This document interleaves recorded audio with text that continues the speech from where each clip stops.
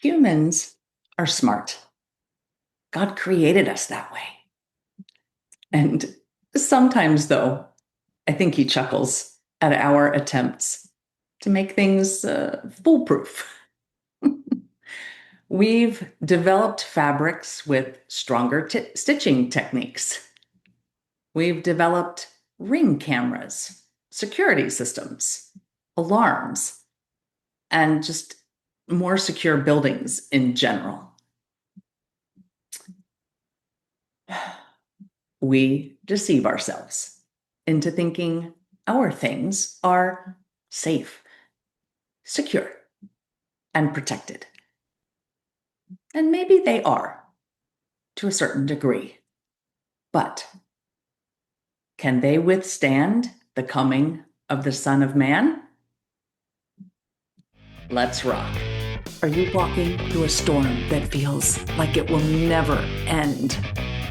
Do you wonder if life's storms have stolen the beauty from your life for good? You're in the right place. My name is Heather, and like you, I've been through a storm or two and wondered if life would ever be beautiful again.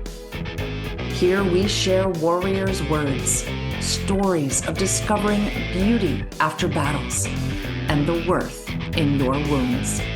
Pick up your sword or boxing gloves and join the battle. Your words are powerful, my friends. Make them warrior words. Provide money bags for yourselves that do not wear out, an inexhaustible treasure in heaven that no thief can reach, nor moth destroy. For where your treasure is, there also will your heart be. Be sure of this: if the master of the house had known the hour when the thief was coming, he would not have let his house be broken into. You also must be prepared, for at an hour you do not expect, the Son of Man will come. Luke chapter 12. These are from a little later in the passage that we talked about last week, the one about storing up heavenly treasures as opposed to earthly treasures. Jesus is continuing to instruct the people in the way they should look at their earthly lives.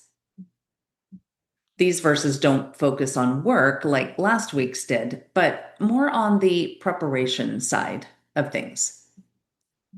Last week, in those verses, Jesus spoke about a man who was preparing, but in a way that he was just building bigger, grander buildings and filling them with things to make his life more comfortable.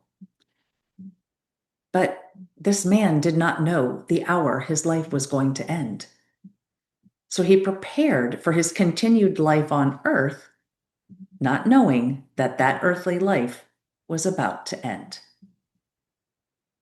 So it seems that Jesus is teaching his disciples to be prepared for what happens after death, which is inevitable for all of us, and not to prepare for what we think might happen during life, which is unpredictable.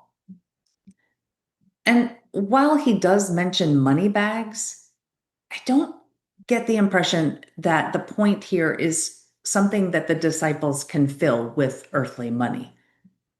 The point seems to be more of the fact that it's something that doesn't wear out.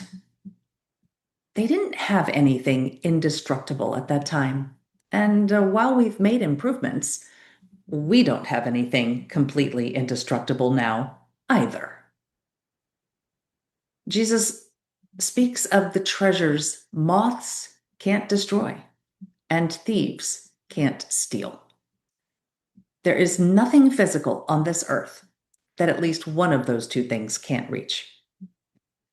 No physical thing you own, can create, or can buy is untouchable or guaranteed to last forever. It's the internal that no moth or thief can destroy. Your treasure must be in your heart. It must be something that can't be taken or be destroyed.